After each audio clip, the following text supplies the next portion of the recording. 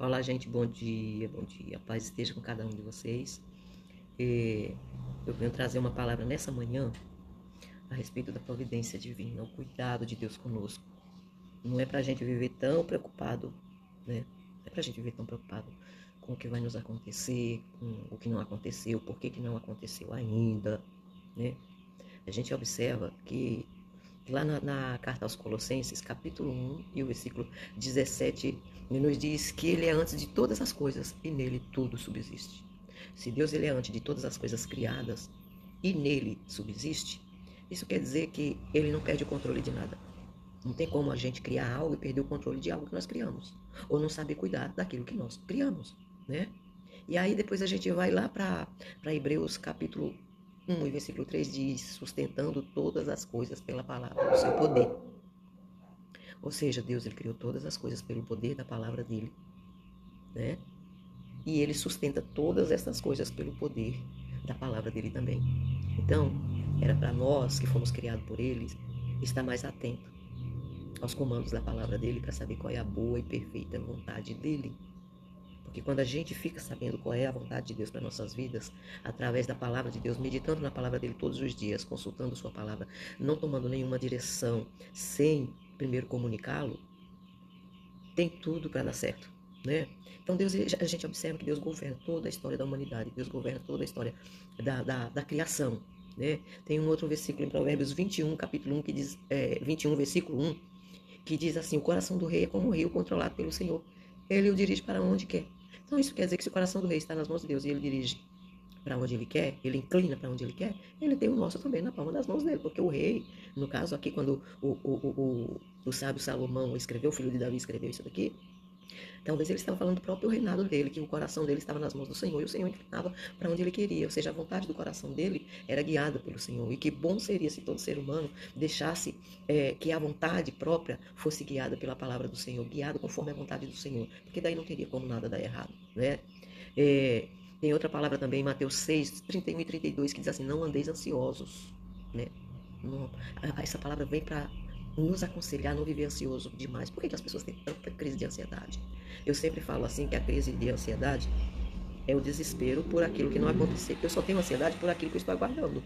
Então, se eu estou aguardando algo da parte de Deus, eu tenho que crer que Ele é poderoso para trazer a existência, para fazer acontecer. E aí Mateus vem dizendo que é para a gente não dar ansioso por coisa alguma, porque o Senhor tem cuidado de tudo, tem cuidado de nós, né?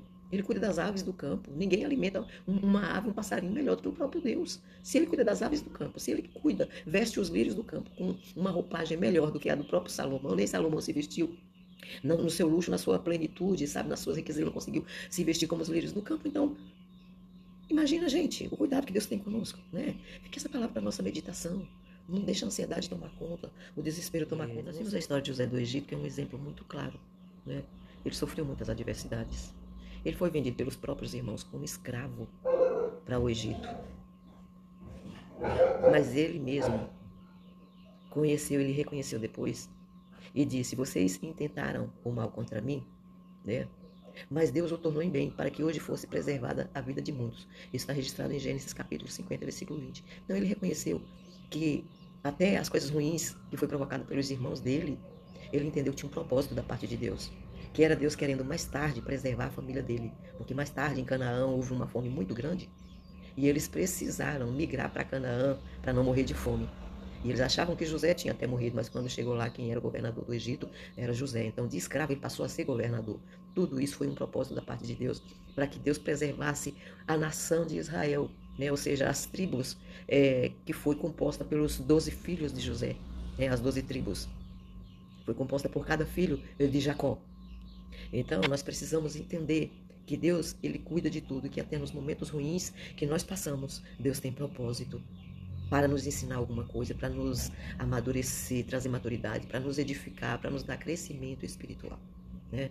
Então, fica essa palavra para o nosso coração, né? Nós precisamos entender que Deus está no controle de tudo, no controle de tudo. A nossa nação está no controle do nosso Deus. Por mais absurdo que pareça os acontecimentos, Deus está no controle de todas as coisas. Para Deus manifestar a sua glória é necessário haver um caos, né? E o povo de Deus, eles só conseguem buscar a Deus da forma que Deus quer quando eles estão sob pressão. Eu nunca vi Deus manifestar a glória dele.